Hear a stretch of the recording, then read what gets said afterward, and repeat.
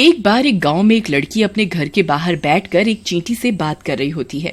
तभी वहां पर कुछ लोग आ जाते हैं और एक आदमी लड़की से पूछता है, अरे बेटी, ये अकेले में किससे बात कर रही हो? अकेली? अरे अंकल, मैं अकेली कहाँ हूँ, मैं तो अपनी माँ से बात कर रही हूँ। माँ? कहाँ है माँ? मुझे तो कोई नहीं दिखाई देता। तभी वो लड़की चींटी को उठाती है और उस आदमी के आगे कर देती है। यही है मेरी माँ अंकल। चींटी? ये चींटी कैसे तुम्हारी माँ हो सकती है बेटी?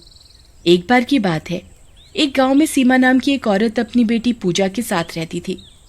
वो देखने में ज्यादा खूबसूरत नहीं थी और बहुत ही ज्यादा गरीब थी। इसी कारण वो गांव वालों से भी थोड़ा अलग थलग रहती थी। इसी कारण गांव वालों को उस पर शक हो जाता है कि वो जरूर टोना टोटका करती है।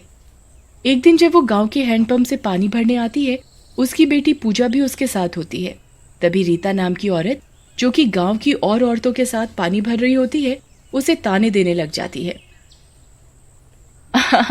आ गई तांत्रिक, रोज टोने टोटके करती है, ना जाने कैसी औरत है। इस बात पर पूजा रीता को गुस्से में जवाब देती है, आंटी आंटी, आप मेरी माँ पर झूठे आरोप कैसे लगा रहे हो? मेरी माँ तो इतनी अच्छी है, भला वो ऐसे गंदे काम क्यों करेगी? आप झूठ मत बोलो। इस पर रीता को गुस्सा आ जाता है और वो पूजा को एक थप्पड़ मार देती है। जमीन से निकली नहीं है और चली है हमें ज्ञान बांटने, चल निकल यहाँ से। पूजा को थप्पड़ लगता देख सीमा को भी गुस्सा आ जाता है और वो भी रीता को एक थप्पड़ लगा देती है। खबरदार, किसी ने मेरी बेटी को हाथ भी लगाया, ये मेरी बेटी है और मैं इसके लिए कुछ भी कर जाऊंगी। इसके बाद पूजा और सीमा वहां से चले जाते हैं, लेकिन रीता को अपनी बेइज्जती पर बहुत गुस्सा आता है और सीमा से बदला लेने का ठान लेती है। वो घर आकर सारी बात अपने भाई रंगा को बताती है, जो कि एक गुंडा होता है। कैसी बहन है तू मेरी? एक औरत से पिट के आ गई। अरे तू रंगा की बहन है, मेरी नाक कटवा दी तूने लोगों के सामने। भाई ऐसे मत हंसो, तुम्हें नहीं पता कि मेरी कितनी बेइज्जती हुई है। अब कुछ करो नहीं तो मैं अपनी जान दे दूंगी। तू डर मत मेरी बहना, मैं आज ही सीमा को ठीक कर दूंगा और तुझसे माफी मंगवाऊंगा। उसके बाद रंगा वहां से चला जाता है और रात में जब सीमा अपनी बेटी के साथ घर पर सो रही होती है, वहां रंगा अपने एक साथी बिल्ला के साथ आ जाता है और सीमा को घर के बाहर बुलाता है। सीमा पूजा को छोड़कर घर के बाहर आ जाती है। क्यों सीमा, तेरे हाथ बहुत चलने लग गए हैं, मेरी बहन को थप्पड़ मारा तूने? देखो रंगा भैया, अब कोई मेरी बेटी को भला बुरा कहेगा तो मैं बर्दाश्त तो नहीं करूंगी, चाहे वो कोई भी हो।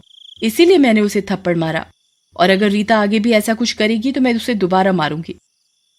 इस बात पर रंगा को सीमा पर गुस्सा आ जाता है और वो सीमा को कंधे पर से उठाकर झाड़ियों के पीछे लेकर चला जाता है।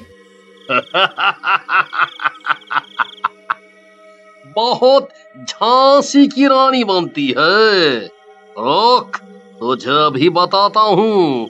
जिस लड़की के लिए इतना बोल रही है, उससे मिलने के लिए तरसेगी तू अब।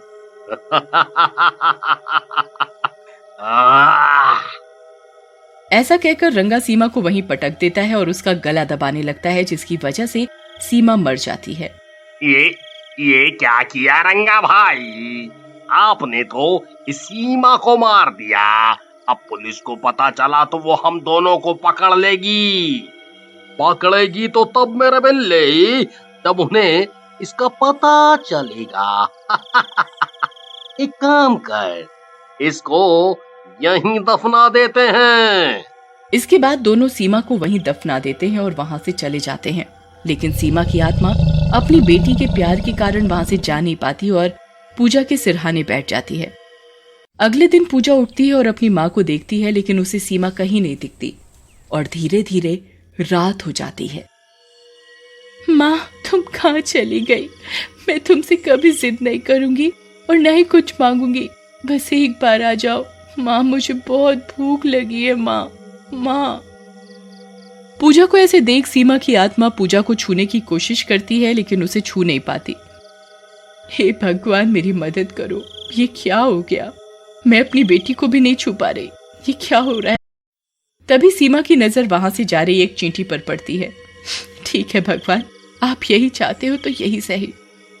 ऐसा कहकर सीमा की आत्मा उस चींटी में समा जाती है। देखते ही देखते चींटी एकदम से इंसानों के साइज की हो जाती है और वो पूजा के पास चली जाती है। पूजा इतनी बड़ी चींटी को देखकर डर जाती है। उसका शरीर तो चींटी का होता है और मुंह चुड़ैल का। बेटी डर मत, मैं हूँ सीमा, तेरी माँ। मेरी माँ? नहीं नहीं, तुम झूठ बोल रही हो। मेरी माँ तो बाहर गई है, वो अभी आ जाएगी, तुम जाओ यहाँ से। नहीं बेटी, अब तेरी माँ कभी वापस नहीं आ पाएगी, वो इस दुनिया को छोड़कर जा चुकी है। आओ मेरे साथ। फिर सीमा पूजा को अपनी लाश के पास ले जाती है और उसे सारी सच्चाई बता देती है, जिसे सुनकर पूजा को गुस्सा आ जाता है। माँ, ये इन दुष्टों ने हमारे साथ अच्छा नहीं किया, तुम इनसे बदला जरूर लो ताकि ये लोग फिर कभी किसी के साथ ऐसा ना कर पाए। इसके बाद सीमा वहां से रंगा के घर चली जाती है। रंगा घर पर सो रहा होता है। सीमा छोटा शरीर करके उसके पैर पर चढ़ जाती है और जोर से काटती है। रंगा घबरा कर उठ जाता है। अरे मर गया रे। ये किसने इतनी जोर से काटा? हो लगता है शेर आ गया है जैसे। लेकिन जैसे ही वो अपने पैर पर चींटी को देखता है,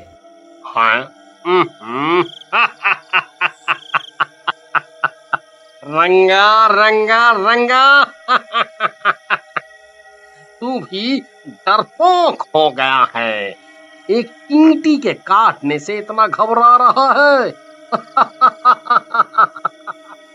इसे तो मैं अभी मारता हूँ। लेकिन जैसे ही रंगा चींटी को मारने जाता है, चींटी बड़ी हो जाती है। अरे अरे अरे मर गया रे, इतनी बड़ी चींटी। ये क्या गड़बड़ है? कौन हो तुम चींटी तो नहीं लगती। सही कहा तूने, मैं तेरी मौत हूँ सीमा। तूने एक बेटी से उसकी माँ को अलग कर दिया, मैं तुझे जिंदा नहीं छोड़ूंगी। ऐसा कहकर चींटी रंगा को मार डालती है और उसका सर अपने हाथ में पकड़ लेती है। उसके बाद चींटी वहां से निकलकर रीता के घर जाती है और रीता घर पर अपने 2 बच्चों के साथ सो रही होती है। चींटी रीता को घर के बाहर से आवाज लगाती है। रीता, ओ रीता बहन, उठो, देखो कौन आए हैं। ओहो, कौन है? इतनी रात को भी चैन से नहीं सोने दे रहे। रुको, आती हूँ। लेकिन जैसे ही रीता घर का दरवाजा खोलती है, उसका पैर रंगा के सर से टकरा जाता है। ये क्या हुआ? ये रंगा को क्या हुआ? किसने किया? सामने आओ। तभी चींटी बनी सीमा उसके सामने आ जाती है। उसके हाथ में उसके दोनों बच्चे होते हैं। रीता, ये सब मैंने किया है। मैं सीमा हूं जिसे तेरे भाई ने मार डाला था। मैंने उस दुष्ट को मार डाला है। अब तेरे इन बच्चों का नंबर है। तू ही बदला लेना चाहती थी ना? तेरे कारण ही मेरी मौत हुई है और मैं अपने बच्चों से अलग हो गई। नहीं नहीं सीमा बहन, मुझे माफ कर दो। मेरी गलती की सजा मेरे बच्चों को मत दो। मैं बदले की आग में अंधी हो गई थी, लेकिन मैं तुम्हें जान से नहीं मरवाना चाहती थी। माफ कर दो, मेरे बच्चों को छोड़ दो। तभी पूजा वहां आ जाती है। माँ, छोड़ दो इनको। अगर तुम इन दोनों में से किसी को भी मारोगी तो एक अनाथ हो जाएगा। माँ, छोड़ दो। मैं नहीं चाहती कि कोई हमारी तरह अलग अलग हो जाए। पूजा के कहने पर चींटी रीता के दोनों बच्चों को छोड़ देती है और पूजा का हाथ पकड़कर वापस अपने घर आ जाती है। अंकल, ये है मेरी कहानी और इस तरह मेरी माँ मेरा ध्यान रख रही है।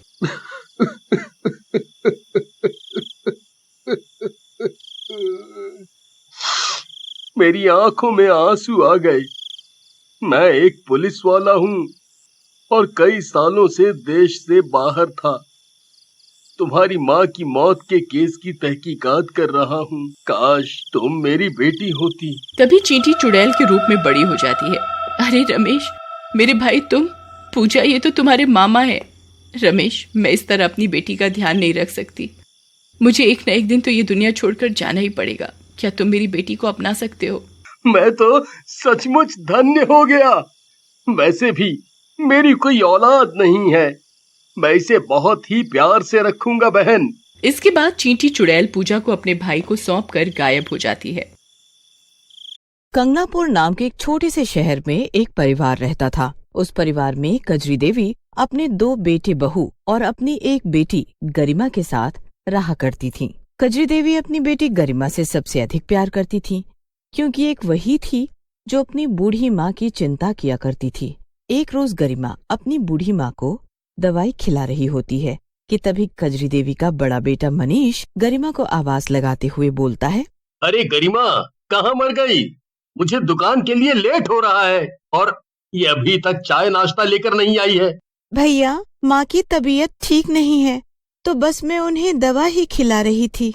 गरिमा बड़े भाई के लिए चाय नाश्ता बनाकर ला ही रही होती है कि तभी गरिमा का छोटा भाई चंदन गरिमा को आवाज लगाते हुए बोलता है, गरिमा, तेरी भाभी का सुबह से सिर दर्द हो रहा है, इसलिए उसने खाना नहीं बनाया और ना ही मेरे कपड़े इस्त्री किए हैं। मेरी बहन, तू जल्दी से मेरे कपड़े इस्त्री करके दे दे।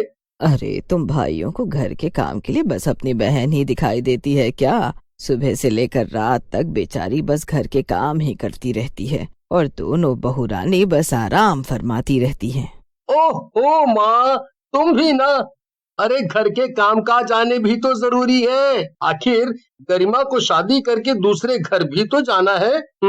माँ अपने दोनों बेटों को अपने पास बुलाती है और उनसे बोलती है, बेटा, मेरी तबीयत का तो तुम दोनों को पता है ही कि कब मुझे क्या हो जाए, इसीलिए मैं चाहती हूँ कि मेरे जीते जी मेरी बेटी का ब्याह हो जाए और बड़ी ही धूमधाम से हो। गाड़ी, जेवर, लत्ते से लेकर खाना पीना सब बढ़िया होना चाहिए और ये सब तुम दोनों भाइयों को मिलकर ही करना है, समझे? माँ, आप तो जानती ही हो कि मेरा काम धंधा पहले ही कितना घाटे में चल रहा है, ऊपर से आप शादी में गाड़ी जेवर की बात कर रही हो। माँ, भैया सही बोल रहे हैं और वैसे भी शादी में लगाने को हमारे पास कुछ नहीं है, सब तो आप लेकर बैठी हो, सब जेवरात पैसा तो आपके पास है। तो ये सारा कुछ मैं तुम्हें दे जाऊं ताकि तुम सब अपनी अपनी बीवी पर लुटा सको। माँ की बात से नाराज होकर दोनों भाई अपने अपने काम पर चले जाते हैं। कुछ दिन बाद माँ की अचानक से तबीयत खराब हो जाती है। तबीयत ज्यादा खराब होने से माँ की उसी समय मृत्यु हो जाती है। माँ की मृत्यु को कुछ ही दिन बीते थे कि मनीष अपनी पत्नी रेखा से बोलता है, रेखा, माँ के पास बहुत जेवर था जो कि अब सारे का सारा गरिमा के पास है। अजी, उस जेवर पर तो अब आपका हक बनता है, आखिर आप घर के बड़े हैं। पर देखो, माँ सारा जेवर मकान सब गरिमा के नाम कर गई और हम लोगों को कंगाल करके चली गई। तभी वहाँ पर चंदन और उसकी पत्नी मीनाक्षी आते हैं और रेखा की बात सुनकर बोलते हैं, सही बोल रही हो जेठानी जी, माँ तो हमें बस घर का एक छोटा सा कोना थमा गई और सब इस गरिमा को सौंप गई। अगर हमें ये घर मकान और जेवर सब अपने नाम करना है तो कुछ करना ही होगा, नहीं तो गरिमा की जहाँ शादी हुई नहीं कि हम सब सड़क पर नजर आएंगे। सब आपस में बात कर ही रहे होते हैं कि तभी गरिमा वहाँ आ जाती है और अपने भाई से बोलती है, भैया, आप मुझसे माँ के जेवर लेना चाहते हैं, पर मैं आपको बता दूं कि वो जेवर मेरी माँ के हैं और उनकी आखिरी इच्छा थी कि मेरी शादी उन्हीं खानदानी जेवर को पहन कर हो, इसीलिए मैं वो जेवर आप दोनों में से किसी को भी नहीं देने वाली। और वैसे भी आप दोनों भाई भाभीियों ने कभी न मुझे प्यार दिया और न ही कभी माँ की फिक्र की, इसीलिए उन जेवर पर आप दोनों भाइयों का कोई हक नहीं बनता। ऐसा बोलकर गरिमा वहाँ से चली जाती है। गरिमा के जाते ही रेखा बोलती है, अजी, देख रहे हो इस लड़की के तेवर, आज जेवर के लिए हम सबको इतना कुछ सुनाकर चली गई, कल को तो ये हमें इस घर से भी बाहर निकाल फेंकेगी। इस गरिमा को तो आज रात को ही हम लोगों को ठिकाने लगाना होगा, इससे पहले कि ये हमें सड़क पर लाकर खड़ा कर दे। फिर क्या था, दोनों बहुएं और भाई आपस में मिलकर गरिमा के खाने में जहर मिला देते हैं, जिसे खाते ही गरिमा की उसी समय मृत्यु हो जाती है। गरिमा की मौत के दूसरे ही दिन चंदन अपने भाई मनीष से कहता है, भाई, ना जाने इस गरिमा ने जेवर और घर के कागजात कहाँ छुपा कर रखे हैं कि पूरा घर छान मारा पर कुछ हाथ नहीं लगा। तेरी भाभी और मैं भी 2 दिनों से उन्हीं की तलाश में लगे हैं, पर हमें भी कुछ नहीं मिला। आज रात हम दोनों भाई गरिमा के कमरे की फिर से तलाशी लेंगे, क्या पता कुछ मिल जाए। फिर दोनों भाई रात के समय गरिमा के कमरे की तलाशी लेने लगते हैं कि तभी चंदन को अपने सामने एक डरावनी चुड़ैल दिखाई देती है। अरे मर गया रे भाई, ये चुड़ैल कहाँ से आ गई रे? अरे बाप रे, इतनी भयानक चुड़ैल! अरे भाग रे चंदनवा, भाग, कहीं ये चुड़ैल हमें ना खा। अरे अरे, कहाँ भागने की सोच रहे हो? अगर भाग गए तो जेवर और घर के कागजात कैसे ढूंढोगे? चुड़ैल की हंसी सुनकर रेखा और मीनाक्षी अपने कमरे से भागते हुए गरिमा के कमरे में आती हैं और वहाँ चुड़ैल को देखते ही दोनों के होश उड़ जाते हैं। चुड़ैल, अजी हमारे घर में चुड़ैल है। तभी चुड़ैल हंसते हुए बोलती है, तुम सबने ये क्या चुड़ैल चुड़ैल लगा रखा है? अरे भूल गए मुझे? मैं हूँ तुम्हारी बहन, जिसे तुम चारों ने मिलकर मार डाला और अब आए हो सारा जेवर चोरी करने। अब तो ना तुम्हें जेवर मिलेंगे और ना ही इस घर के कागजात। तू तू तू तू मेरी प्यारी बहन गरिमा है।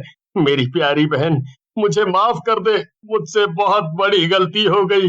अरे मैं तो तुझे बहुत प्यार करता हूँ ना, और सच में मैं तुझे मारना नहीं चाहता था।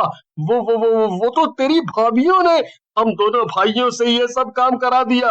अजी क्या कहा आपने? मुझे किसी की कोई बात नहीं सुननी। मैं सब जानती हूँ कि तुम सब मुझसे कितना प्यार करते थे। पूरा दिन घर के काम मैं करती थी और आराम ये बहू रानी फरमाती थी। अरे अरे मेरी लाडो, हम सब तुझसे हाथ जोड़कर माफी मांगते हैं। और अरे रेखा, जा अपनी ननद के लिए खीर बना कर तो ला। अब से मैं अपनी बहन का पूरा ख्याल रखूंगा। गरिमा मेरी बहन, तुझे खीर बहुत पसंद है ना? मनीष की बात सुनकर चंदन धीरे से अपनी पत्नी मीनाक्षी से बोलता है, भैया सोच रहे हैं कि खीर खिलाकर वो गरिमा को अपनी तरफ कर लेंगे और सारा जेवर गहना सब उनको मिल जाएगा, पर मैं ऐसा होने नहीं दूंगा। गरिमा मेरी बहन, तू मेरे साथ मेरे कमरे में चल। वहां चलकर तू आराम करना और मैं तेरी सेवा करूंगा। तेरे तेरे हाथ पैर दबाऊंगा और तेरे लिए तेरी पसंद की इमरती तुझे खिलाऊंगा। गरिमा मेरे साथ रहेगी और तूने आज तक तो कभी गरिमा को इमरती नहीं खिलाई, जो आज इसे इमरती खिलाने की बात कर रहा है। हाँ गरिमा, तुम तो हमारे साथ ही रहना, मैं तुम्हें बढ़िया बढ़िया खाना बनाकर खिलाऊंगी। अरे ऐसे कैसे गरिमा आपके साथ रहेगी? कुछ भी हो जाए गरिमा तो हमारे ही साथ रहेगी।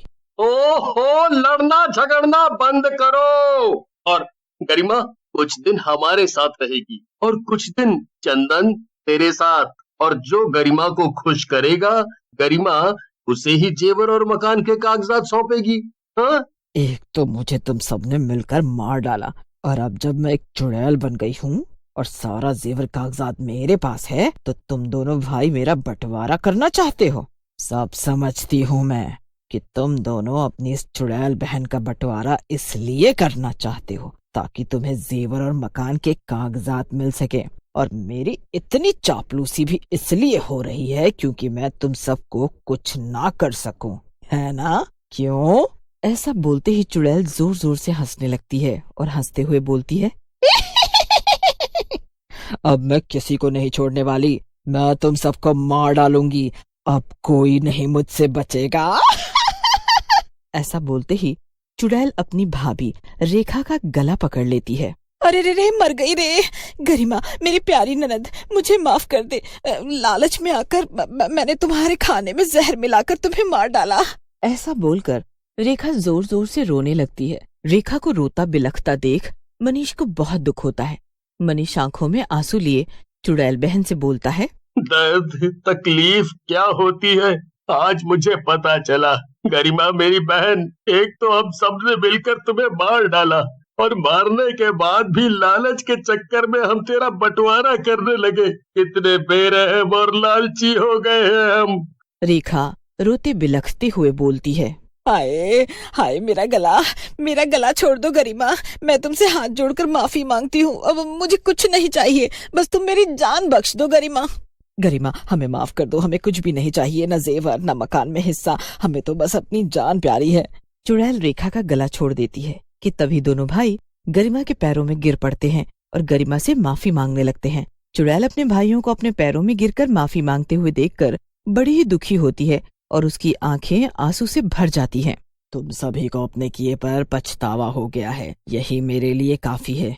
ऐसा बोलकर चुड़ैल मकान के कागजात और जेवर अपने भाइयों को दे देती है और उनसे बोलती है, कभी भी लालच में आकर अपनी बहन का बंटवारा नहीं करना चाहिए। एक बहन अपने भाई के प्यार की भूखी होती है। अगर किसी चीज का बंटवारा करना है तो उस पर बस प्यार का बंटवारा करो, ऐसा बोलते ही चुड़ैल वहाँ से गायब हो जाती है। चुड़ैल बहन की ये बात सुनकर